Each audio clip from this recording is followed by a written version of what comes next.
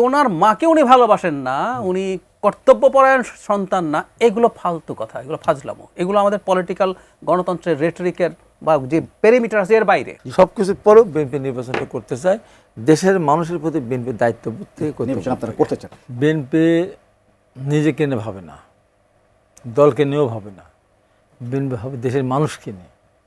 দেশের মানুষ একটা নির্বাচিত সরকার দ্বারা পরিচালিত হোক, এটা বিএনপির চাওয়া।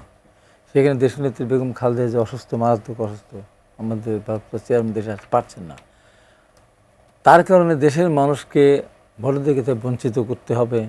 দেশে একটা অনিজ সরকার দ্বারা পরিচালিত হতে হতে দেশের অর্থ নিঃশেষ হয়ে যাবে। বিএনপি সেটা চায় না। বিএনপিতে এই দেশের প্রতি দরদ আছে, দায়িত্ববোধ আছে। যারা দেশ চায়নি তাদের কথা আর বিএনপির কথার ভিতরে অনেক পার্থক্য।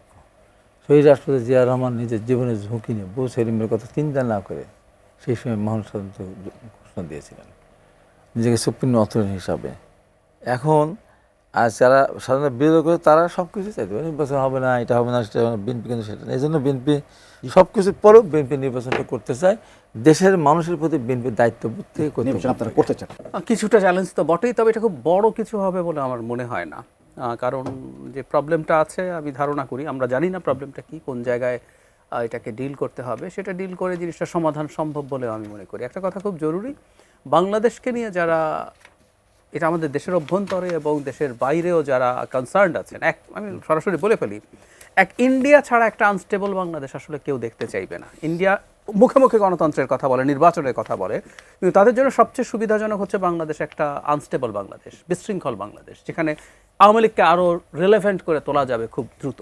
এর বাইরে বাংলাদেশের স্থিতিশীলতা সবাই চাইবে, হয়তো বা, আমি নিশ্চিত নই, অনেক জিও পলিটিক্যাল হিসেব নিকেশ আছে, অনেকের চাওয়া আছে। গ্রেট পাওয়ার গেমের মধ্যে আমরা ঢুকে পড়েছি, যেমন চায়না আছে, আমেরিকা আছে, আর রিজিওনাল শক্তি হিসাবে ভারত এই মুহূর্তে ব্যাকফুটে থাকলেও সে তার ফুটপ্রিন্ট বাড়াতে চাইবে। সো নানান ইস্যু আছে। সম্ভবত এই ক্ষেত্রে যারা সামনে ক্ষমতায় আসবে তারা কি করতে চায় না চায়, অন্যদের চাওয়া কি আছে না আছে, কোনো ধরনের কোনো কিছু হতে পারে।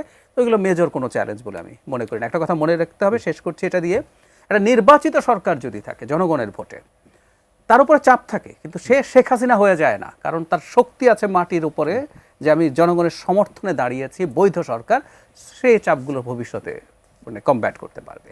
দুটোই গুরুত্বপূর্ণ। মানে হচ্ছে বিরোধীরা চেষ্টা করবে তারেক রহমানের সমালোচনা করতে, এটা সমস্যার কিছু নাই, কিন্তু ওনার মাকে উনি ভালোবাসেন না, উনি কর্তব্যপরায়ণ সন্তান না, এগুলো ফালতু কথা, এগুলো ফাজলামো, এগুলো আমাদের পলিটিক্যাল গণতন্ত্রের রেটরিকের বা যে পেরিমিটার আছে এর বাইরে। না আসলে সমালোচনা করবে, এটা মাইলেজ নেওয়ার চেষ্টা করবে।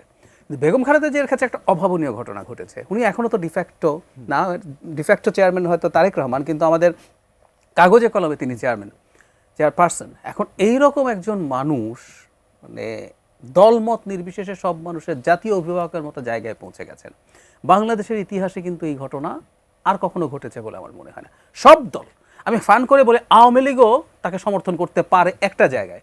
5 আগস্ট পরবর্তী সময় খেয়াল করবেন যে আওয়ামী লীগকে কোনো না কোনো ধরনের অন্যায় থেকে রক্ষা করার জন্য, কারো উপরে হামলা যাতে না হয়, কারো প্রতিষ্ঠানে হামলা যাতে না হয়, কারো অন্যায় যাতে কেউ কারো উপরে না করে, তিনি আহ্বান জানিয়েছিলেন। তো উনি ওনাকে ওই জায়গায় নিয়ে গেছেন, এবং এটা এই কারণে একটু প্রসঙ্গ আসলো বলে বলছি, এই কারণে তার না আমাদের মধ্যে আরও অনেক দিন থাকা জরুরি। আমাদের এই নির্বাচন আছে, নির্বাচনের পরেও আমাদের মধ্যে সংকট সংঘাত তৈরি হতে পারে। দেখা যাবে বেগম খালেদা জিয়া বিএনপির মানুষ হয়েও হতে পারে উনি জামাতের কাউকে ডেকে, এনসিপির কাউকে ডেকে এই ব্যাপারে ইভেন মধ্যস্থতা করারও সুযোগ, বা সরকার, সেনাবাহিনী, যে কারোর সাথে, উনি শুধু প্রধানমন্ত্রী নন, উনি সেনাবাহিনীর প্রধানের স্ত্রীও। তো সুতরাং সব কিছু যদি মেলায়, এই জায়গাটা ইনফ্যাক্ট ওনার তৈরি হয়েছে, এটা একটা অভাবনীয় ব্যাপার। আমি যখন দেখা করলাম 6 তারিখে, দেখা করার পরে একটা বার উনি বললেন না তোমাদেরকে আমাদের অত্যাচার করেছে, নির্যাতন করছে, তোমার প্রতিশোধ নাও, এগুলো একটা কথাই বললেন, একটা জাহিজেরা বললেন, দেশে যাও, মানুষের পাশে দাও, মানুষ যেন কষ্ট না পায়। আমি অবাক হয়ে তার মুখের দিকে তাকিয়ে আছি, কথা বলতে পারছি না, টর্চার। আমি মুখের দিকে তাকিয়ে আছি, হাত পাগুলো তখন এরকম বেঁকে গেছে, তারপরেও কোনো আক্রোশ নাই, কোনো প্রতিহিংসা নাই, কিচ্ছু নাই।